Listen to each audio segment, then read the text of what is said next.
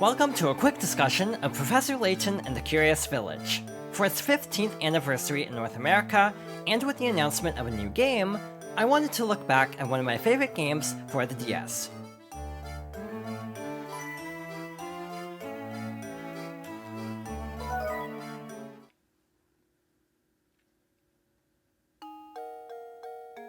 The Professor Layton games are very interesting. They basically combine elements of visual novels and point-and-click adventure games, while also incorporating brain teasers that you have to solve along the way. I also really like the stories in these games, even though admittedly, they do tend to jump the shark pretty substantially, especially as the series goes along. This first game isn't too bad though. Basically, Professor Layton and his apprentice, Luke Triton, visit the town of St. Mystere to solve an inheritance dispute. At this point in the story, there is an explosion outside that scares off the widow's cat, so it's up to us to find her, which, being a cat, is easier said than done. So yeah, these games are very interesting and also very charming. I really like the art style in the series. It's very distinct and memorable, but also I do feel like it holds up better in the DS era than the 3DS era. Starting with the 5th game in the series, Miracle Mask, they started to actually use like 3D animation, and to be honest, I actually prefer the sprite-based look of the DS games. So yeah, there are 2 trilogies and 2 spin-offs. Well, soon there's going to be a 7th game also, but we actually know very little about that one for now. Yeah, this is one of my favorite series for the DS and 3DS, but to be fair, I actually do prefer the DS games. Not only just because of the art styles, but also because I think a lot of the storytelling is a little bit more interesting. I really like the 3rd game in particular, Unwound Future. That is probably one of my favorite games of all time, actually. That sounds like really high praise, but I really, really love that game. Diabolical Box, the 2nd game, is still good, but it does go off the rails pretty quickly, and that is a pun, by the way. So it's not my favorite because the plot twist doesn't quite land for the mystery, but it's still a really good game. But that's only part of it. Obviously, the gameplay also plays a role, and the puzzle design in the series tends to be very interesting. We have a puzzle right here, so let's click on this boat here. So we'll jump into a puzzle that is very tricky. I don't really like this puzzle, and this is actually a recurring issue I have with the series, is a lot of the brain teasers tend to be gotchas. So for example, here we have a puzzle where we have to figure out how many people can be rescued from this boat. We also have hints. You can find hint coins throughout the world to unlock hints. So yeah, basically we have to use math and deduction to figure out this answer, but it's kind of a trick question because the twist to this puzzle is just because it takes a certain amount of time for a round trip doesn't mean you can't rescue a couple people before the ship sinks. So it's actually a larger number than you might expect. So yeah, the answer, oddly enough, is actually 13, and I feel like the game does a better job of explaining it than I could. That should do it. But yeah, puzzles like this I find really annoying in some cases because they're just like so particular and there's like a trick to solving them. A lot of the other puzzles tend to be very like deduction based. Some are just completely like trick questions. So yeah, they are very interesting, but can be a little bit frustrating at times depending on how obtuse the solution is. And sometimes they can be very complicated. You also have a puzzle index where you can actually revisit puzzles that you've solved, and completing a puzzle gives you pick-a-rats. You lose pick-a-rats if you get a wrong answer, so you want to get everything on the first try, and if I'm not mistaken, pick-a-rats are used to unlock post-game bonuses. So yeah, it's a very interesting system, and again, you also have hint coins as well. You also have like a bunch of different like options here, like a journal to kind of recap a few things. We also have like a collectible painting here. Basically, we can find pieces of a painting by solving specific puzzles, and we have to use the touchscreen to put them where they need to go. Basically, every Professor Layton game has some kind of like mini-game component where you have like a touchscreen like mini-game to get like bonus rewards, but are basically optional if you don't want to go through this. Yeah, these games are very fun in my opinion, and I'm so excited that the series is continuing eventually. Again, there was like no information about the next game beyond the title, and instead, you know, not actual gameplay footage, as a lot of teasers tend to do, but just the mere existence of this franchise is enough for me to be excited. And that might sound odd, but this is genuinely such a good franchise. It is so underappreciated. I wish they would port these games to more things, to be honest, because there are iPhone versions of Curious Village, Diabolical Box, and Unwound Future. I think they should do a collection of 1 through 3, put them on, like, everything. And there's obviously the elephant in the room of, it's a touchscreen game, so how well could it work? And the answer is, they already did it once. So after the second trilogy, well, there are actually 2 spin-offs. There's the Layton Brothers Mystery Room, which I don't remember hearing good things about it, so I've actually never played it myself. But there's also Layton's Mystery Journey, and to tell the truth, I cannot remember the full title. It is extraordinarily long. It looks comical on the Switch case, because it is such a long title compared to, like, everything else. It, like, barely fits on the spine of the case. Anyway, Layton's Mystery Journey was a 3DS game. But as I mentioned earlier, it's also on Switch. They basically adapted it to work on Switch. So it can be done if they wanted to, and to be honest, I really wish they would, because I want more people to experience this trilogy who might not want to play a game on their phone, like me. If a game is on a phone, or if it's on a console, I'll wait for a console version. If there's like a delayed release, that actually happened with Layton's Mystery Journey. It was actually on iPhone first, and then came out on 3DS a little bit later. To tell the truth, I never finished the game though, because the writing wasn't super great, if I'm being honest. But here's an example of the point and click. We can find more hint coins throughout this little shop if we tap on the right spots here. And we also have optional puzzles as well. Basically, you don't have to solve every puzzle in the game. There are story-required ones, but a lot of them you can just solve for fun. So the ones here I'm pretty sure are optional, but if you want to complete the game and get like the maxed out number of pick-a-rats, you will have to go through everything. This is just a logic one, basically. You don't have to solve anything, but basically it's like, oh, what's a chair that works well for multiple situations? And the answer is actually E, and the solution given by the game is the other chairs you can't stack. So for a venue that has multiple purposes, you actually want the convenience of being able to store everything in a small amount of space, essentially. Again, some are deductions, some are trick questions, some are sliding puzzles. Those are the bane of my existence, if I'm being honest. I have a guide open, by the way, if you're wondering how I knew how the puzzle was going to go before even, like, basically starting it. So speaking of which, we have another hidden puzzle over here that's also really annoying. This is another, like, trick question one because of a wording quirk. Again, the series likes to do this, and sometimes it's clever and sometimes it's infuriating, depending on a case-by-case basis, essentially. So this is a weird question because it's like, certain candles get blown out, one goes out on its own, so how many candles are left? And you might think the answer would be like 7, but it's a trick question, because the answer is actually 3.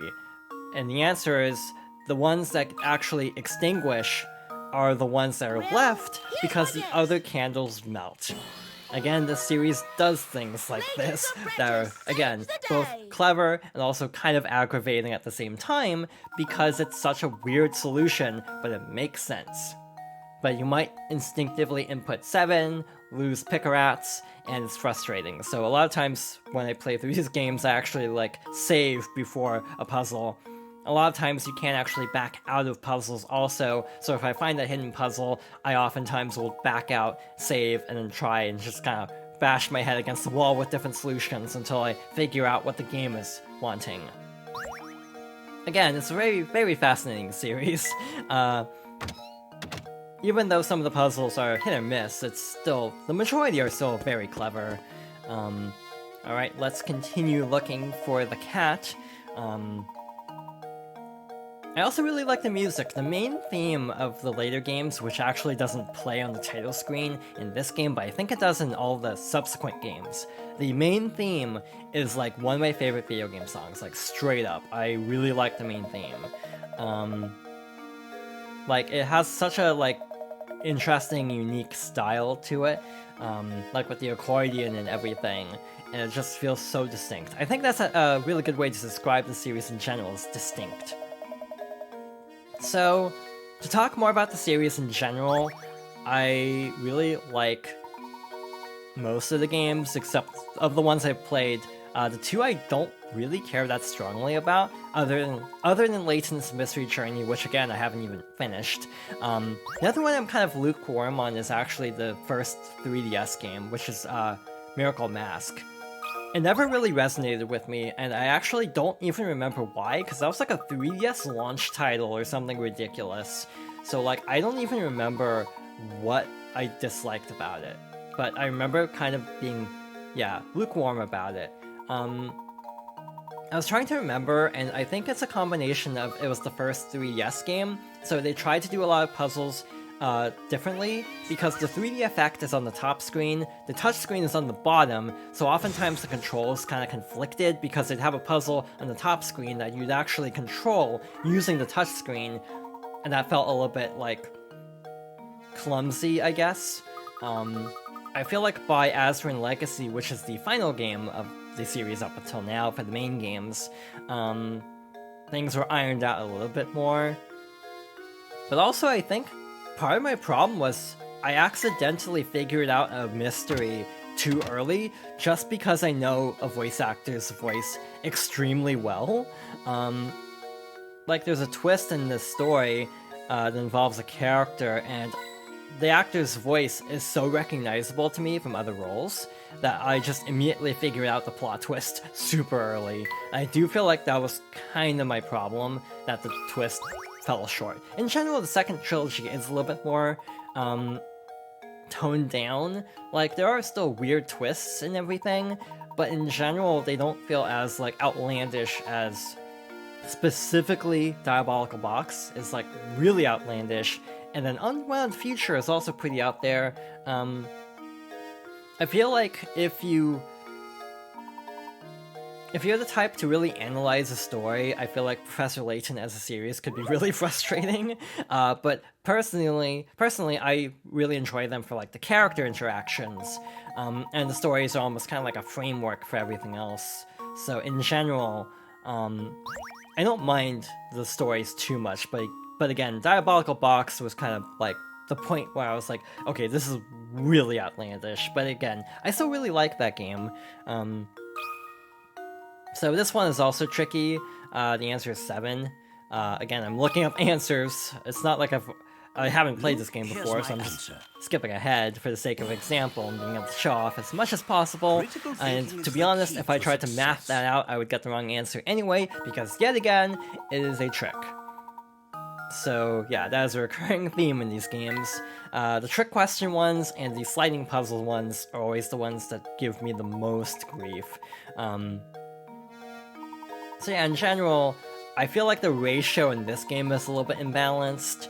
I think it's actually a little bit better in Diabolical Box and Unwound Future. Like, the balance of like trick questions to genuine brain teasers is a little bit better in some of the games. And then I'm pretty sure the puzzle designer passed away a couple years ago, so I think Layton's Mystery Journey was done by someone else. And that kind of shows, because that game kind of goes back to relying a lot on trick questions, which is part of the reason why I kind of bounced off that game, in addition to the story itself being kind of not super engaging. Here we have a bit of a logic puzzle involving cards. So you have to figure out how many times, if you like divide decks evenly, the red cards in one pile will match the number of black cards in the other. And if you divide these stacks of cards evenly, it will actually be the same every time. So like, the answer will be 1000 out of 1000. So yeah, a lot of these that are like deduction based, I like a lot better than the ones that are just like, I think I've got it. just go with the obvious answer and then have the game tell you you're wrong, Professor, and then I'm just try to like figure out what the heck the game wants of you. I really like Azure and Legacy too. Again, even though I'm a little bit torn on Miracle Mask, I should replay those games, to be honest. It has been a bit, and maybe my opinion will get better with some time passing. But yeah, ahead of the next game, I probably will end up playing all of the games again, just to see how they hold up. Again, a lot of these games, because they're mysteries, I've only played them like one time. I think this might be the one I've played the most, which is like twice. So it's not a lot still, but yeah, I think I have played this a couple times already. But yeah, in general, I can't recommend the series enough. I still really like these games, even though I definitely have some gripes with, again, the trick question nature of some of it.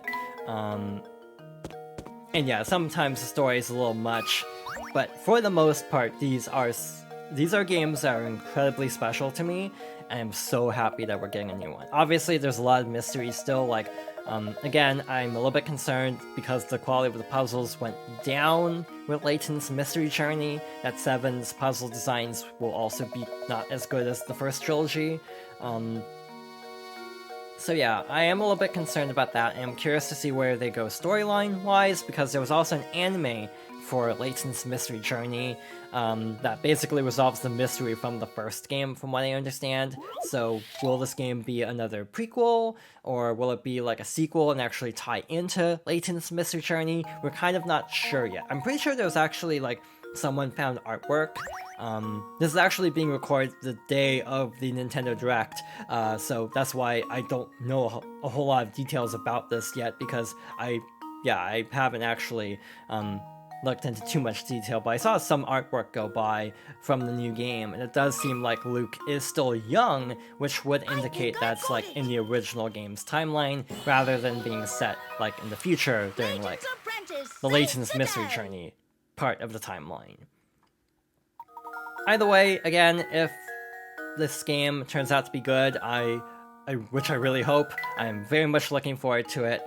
I would really love to see a collection of all these games, just to have more people be able to play the originals, to catch up on the series before the next game. Yeah, this was the most excited I've been during a Nintendo Direct in a very long time, just because I didn't think the series would come back, because Layton's Mystery Journey generally didn't do very well. Like, reviews were kind of all over the place, and sales were actually down from the originals, if I'm not mistaken. So I'm actually extremely happy that the series is coming back, in any capacity. So yeah, it was my big surprise of the Nintendo Direct, the thing I was most excited about. But with that being said, I think we'll wrap things up here for now, so thank you for watching, and I hope to join me next time for another discussion.